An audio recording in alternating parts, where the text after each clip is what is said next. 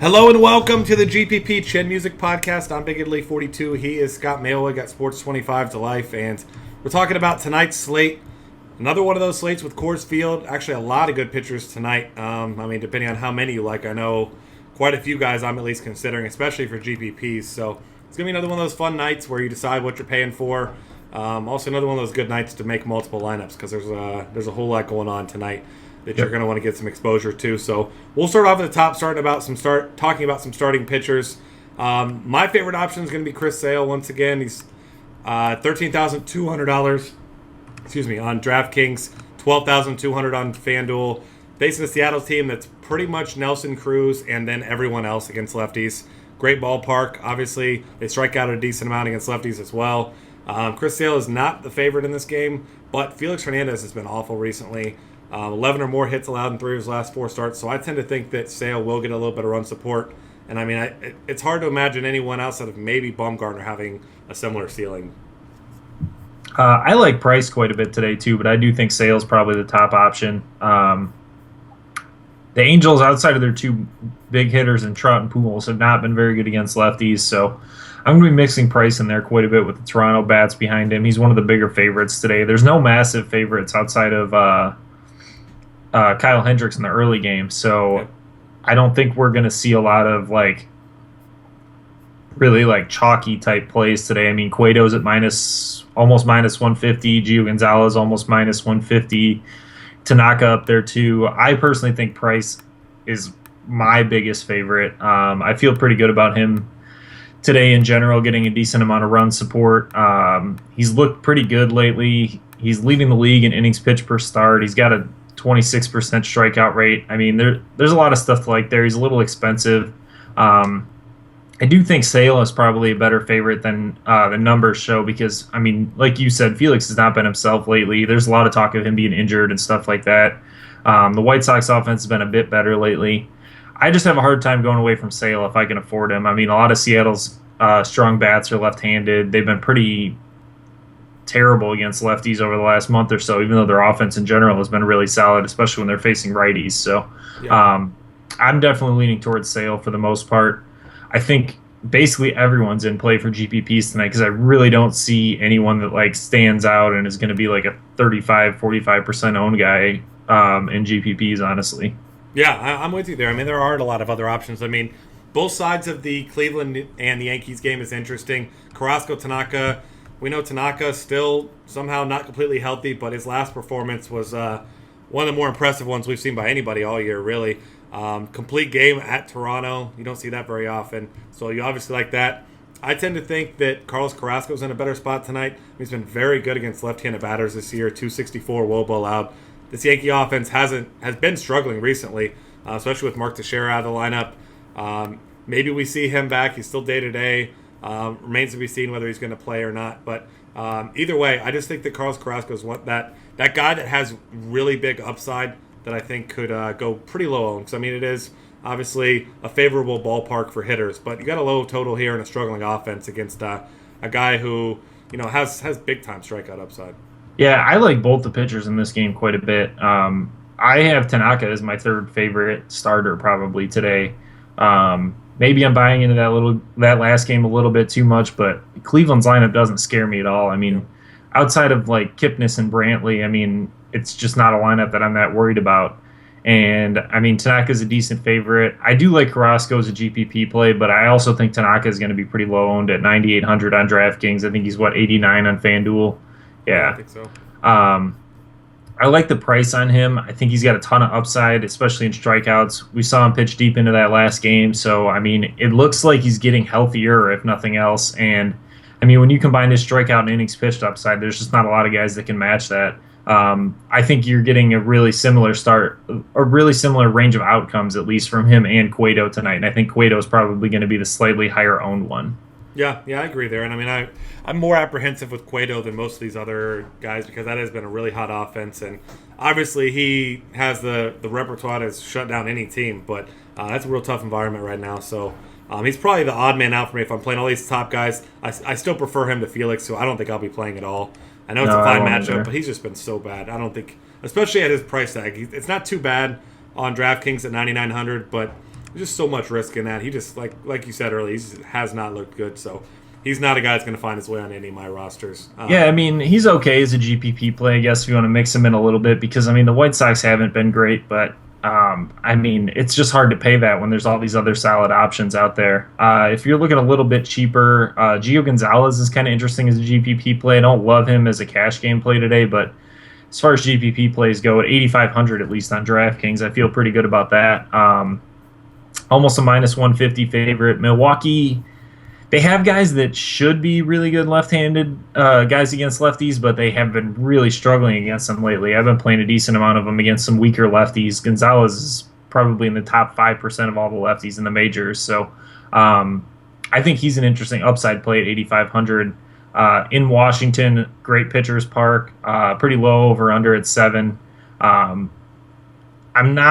I never have a ton of confidence in him because he's just so up and down. But as a GPP play for 8,500 on DraftKings, I feel pretty confident that he's a good play today. Yeah, and I mean, you wonder how many guys are going to keep going back to the well with these Brewers bats against lefties, because they have been letting people down more often than not. So I'm with you there. I think he's a fine option. One other guy that kind of stands out to me as a good option, especially because the opposing offense has been terrible against righties, is Chris Bassitt. He's been pitching really well recently. You look at his logs. He's got now 8 consecutive, actually quality starts in all of his starts this year. So 6,900 especially on DraftKings, where he's really cheap. He's 74 on FanDuel, but there's a Tampa Bay offense that we know has been killing lefties, but they've been awful against righties and been striking out way more than they do in the opposing split. So I think he's a really interesting option, especially, I mean, you make mistakes in that ballpark, which he's not a great ground ball pitcher, but your mistakes in Oakland are not a mistake in most other parks. I mean, that's a ball that still stays in the ballpark more often than not, especially against a team that doesn't have much power against righties. So I think he's a really interesting option as well. Yeah, I wrote him up as the 5th guy in the pitching pulse today. He's by far my favorite. I don't really want to call him cheap because he's not like ridiculously cheap, but underpriced option, I guess. I mean, he's gone 6 innings plus in 6 straight starts now. Hasn't given up more than 3 earned runs in any of those starts. I mean, he's just looked rock solid. He's not a big strikeout guy, but he did have a 10 strikeout game. He did have a big 10 strikeout game against Houston. I know that's a big surprise since Houston never strikes out. But I mean, he's got a little bit of upside there. We saw 6, 7, and 6 the last 3 games outside of that one. So you're looking at about 1 strikeout per inning, maybe a little bit less than that.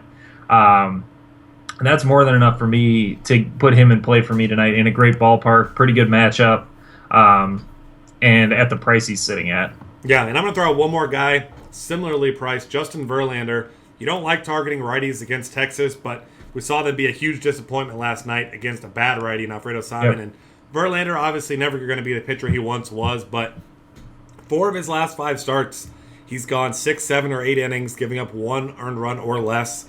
So, I mean, he's a guy, and he's obviously on no kind of pitch count. He's pitched, 105 or 106 plus in each of those starts.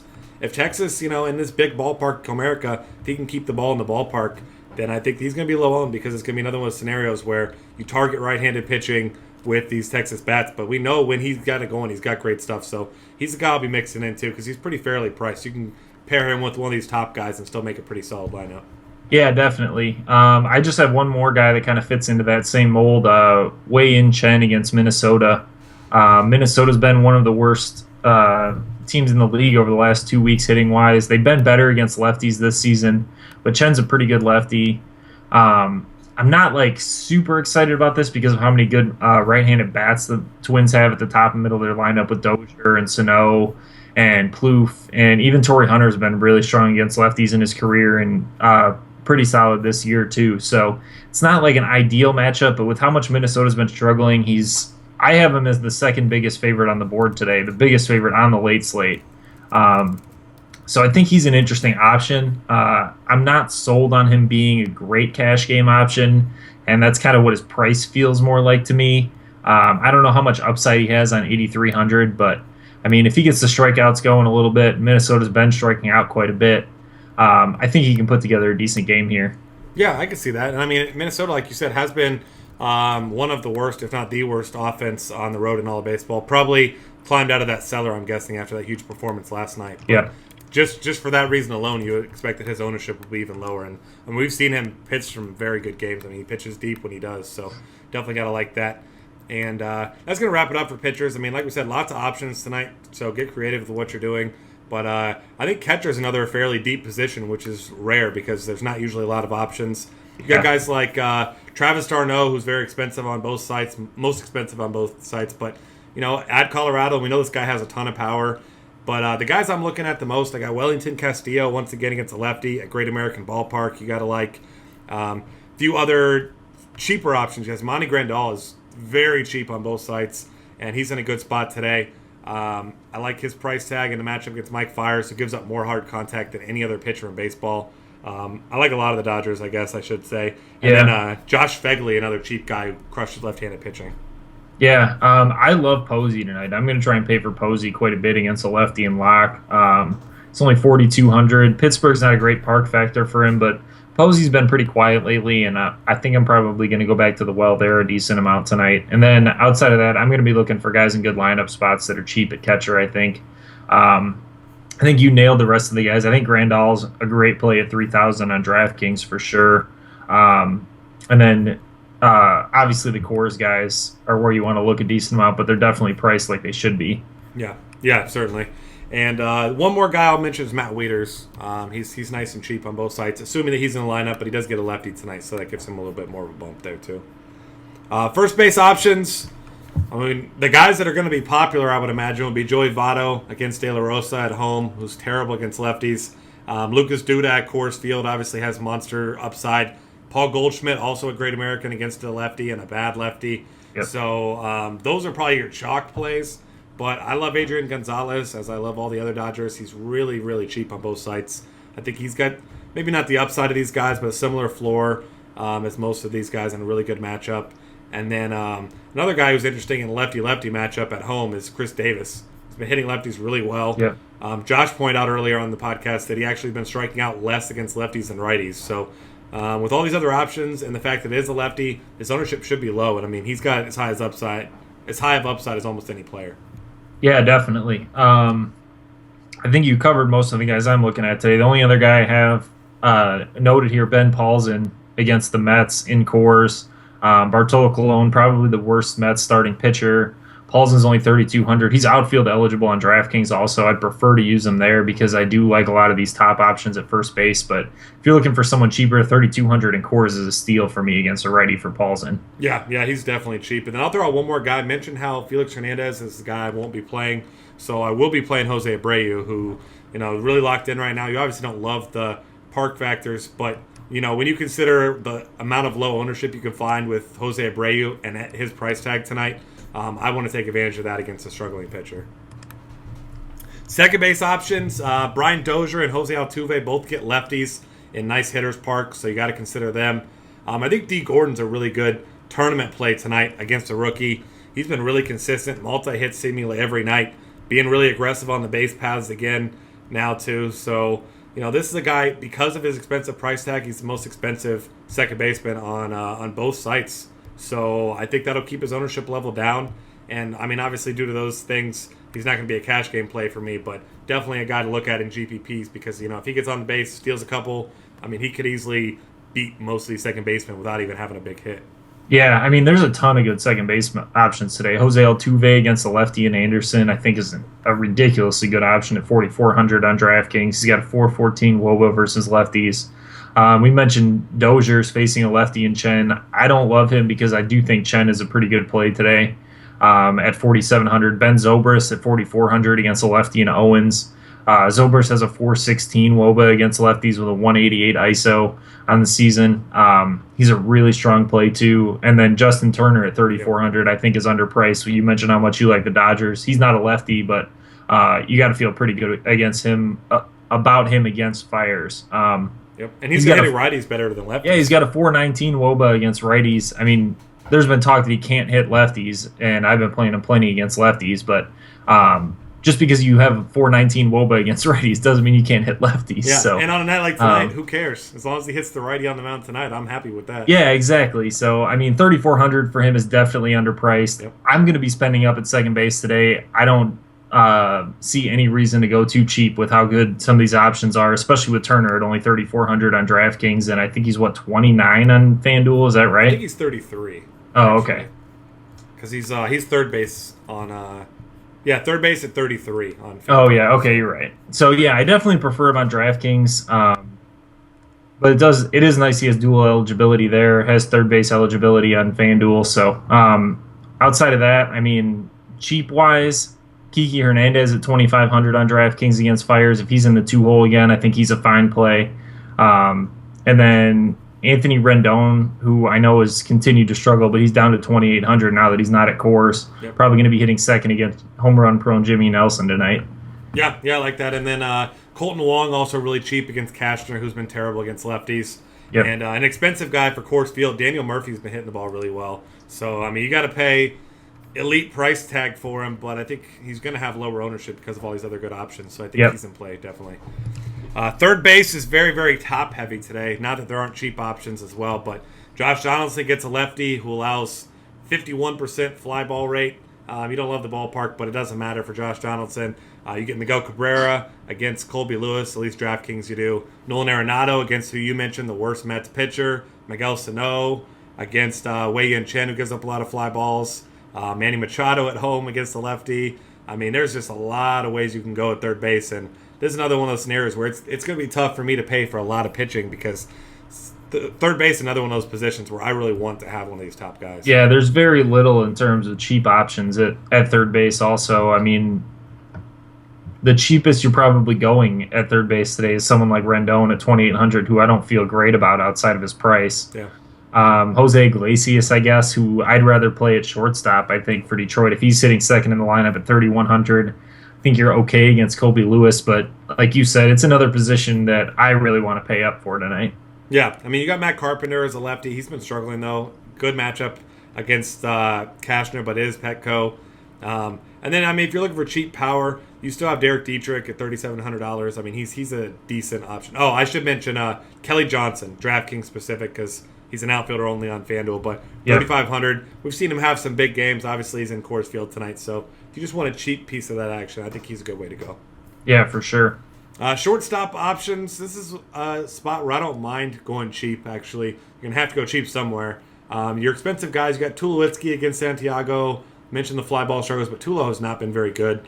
You got Brandon Crawford, who's actually very good, lefty-lefty. I think he's a good tournament option. But outside of those guys, I mean, I'm looking to pay down here. And that brings me back to one of the guys you seem to talk about a lot, but I'm on him today, Jimmy Rollins. Nice and cheap. I mean, he hits a lot of line drives, and Mike Fiers gives up a lot of line drives. So yeah, Rollins has been pretty hot lately, too. Yeah. I like both him and Kiki Hernandez for the Dodgers. If they're 1-2, I have no problem playing both of them in the middle infield. Yep. My favorite play at shortstop today was Carlos Correa against Anderson. 417 WOBA, 288 ISO. If I'm spending up at shortstop, that's the direction I'm going. I think he's going to have a massive game today. Outside of that, I agree with you. I'd like to save money. Segura against Gio Gonzalez is an okay play, I guess, if you're not pitching Gio. He's minimum on FanDuel, 3,200 on DraftKings. Cesar Hernandez is another pretty cheap guy, 3,200 on DraftKings. It looks like 2,500 on FanDuel. If he's hitting second in the order against a rookie in Flores, I think he's a fine value play. And then if you're looking for someone really cheap on DraftKings, I know there's a decent amount of good minimum plays on FanDuel at shortstop, but if you're looking for a minimum guy on DraftKings, Kelby Tomlinson for San Francisco has been hitting sixth. They're seventh in the order against lefties. With shortstop, second base eligibility, he's 2,100 if you're looking for someone real cheap. Yeah, I like that. And then one of my favorite guys to punt at shortstop, especially when he bats second, is Marwin Gonzalez. 2,500 on FanDuel, 28 on DraftKings. Struggled his last few games, but I mean, the guy's got some speed, he's got some power, not elite in either way, obviously, but he's a guy that can definitely put up some big numbers in a hurry. And you already mentioned picking on Brett Anderson with some of these bats, so I don't mind him, especially if he's at the top of the order. Yep. Outfield options, I mean, your Coors bats, of course, in play. Carlos Gonzalez, my favorite of the bunch, of course, against Bartolo Colon. It's going to be really hard not to play him in most of your lineups tonight. You got Charlie Blackmon, of course, significant discount from him. But one interesting guy whose price continues to drop. He does have a tough matchup against David Price, but Mike Trout is $4,400 on FanDuel, 42 on DraftKings. I'm kind of torn on this one because I feel like his ownership is going to be higher than it rightfully should be in this matchup just because he's cheap. Yeah. So for that reason, I feel like he's not as good of a tournament play as I would have liked. But, I mean, the top out here is pretty packed, loaded again. I mean, you got Michael Brantley in a great spot, Granderson at Coors Field. I mean, A.J. Pollock is really hot. He's expensive. So Lorenzo Cain against the lefty and Owens. Yeah, I mean, take your pick at the top. There's a lot of really good options. So you're going to have to get creative with your pitching to fit some of these top bats. Yeah, Bryce Harper against Nelson as one that's hard not to like, too. I mean, there's a lot of guys at the top, like you mentioned. The middle is where it gets a little bit more crowded. If Carlos Gomez is in the lineup, I don't mind him for $3,900. He was he had the flu on Wednesday. I think that's right. He was back in the lineup last night, so you got to think he's probably feeling a bit better. I like him a ton at $3,900. I think that's a steal because of that missed game. I mentioned Zobrist at second base. I think he's a fine outfield play too against the lefty. He's $4,400 though, so it's a little bit expensive on DraftKings. One guy that I like on FanDuel, not so much on DraftKings, Byron Buxton. If he's leading off for Minnesota against Chen today, I think he's a really solid value play. He's $3,600 on DraftKings. That's too expensive for me.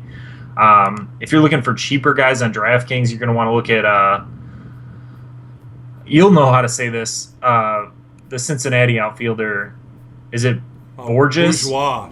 Oh, it is Bourgeois. Yeah. I didn't know if you actually pronounced it. That's what they said on the broadcast, at least. Okay, so that's what I've stuck with. That's what I thought originally, and then I thought someone said his name different than that. But I mean, he's a guy that he looked pretty good last night. He was about the only player I got right in my lineups last night. He had a triple and 17 DraftKings points for me in the early game, and I was really excited. And then no one did anything in the rest of my lineups last night, even though I didn't play a ton. But he's flat minimum 2,000. He's probably going to be leading off again. He's got a ton of stolen base upside. We saw him display the speed on the triple last night. I think he's a really solid play. We mentioned Justin Maxwell every time the Giants face a lefty. He's got locked today. He's 2,300, probably going to be in the 6 hole. Andre Ethier is only 2,800. His price has come way down for having a 384 WOBA and 212 ISO against righties. I think he's another great Dodgers play against Fires. And then I mentioned Ben Paulson at first base already. I prefer him as an outfield play on DraftKings. And then Coco Crisp is facing a lefty today. He's actually better from the right side of the plate, which is a little bit surprising. If he's sitting second in the order, 2,700 is a little bit steep for me, but Drew Smyly has been absolutely terrible against righties this year. Yeah, that's true. And I'm with you on Ethier. He's probably my favorite outfield value tonight. Yep, mine too. Both sites. And, Alex Rios gets a lefty at Fenway. You don't like his ballpark. Or you do like his ballpark. You don't like his lineup spot. $2,900. I think he's a fine option. Dominic Brown's got some upside against Flores, the rookie. And outside of that, really no one else that stands out other than Marcelo Zuna. He has homered in 2 straight games. And if you haven't seen the video of that one last night that hit the top of the foul pole, yeah, you see that. Obviously that doesn't actually mean anything, but it's a cool thing to see. Yeah, definitely. But, he's a guy with a ton of power, and, you get the rookie making his first start. So you've been batting down order, though, but that'll just keep his ownership level even lower in tournaments tonight.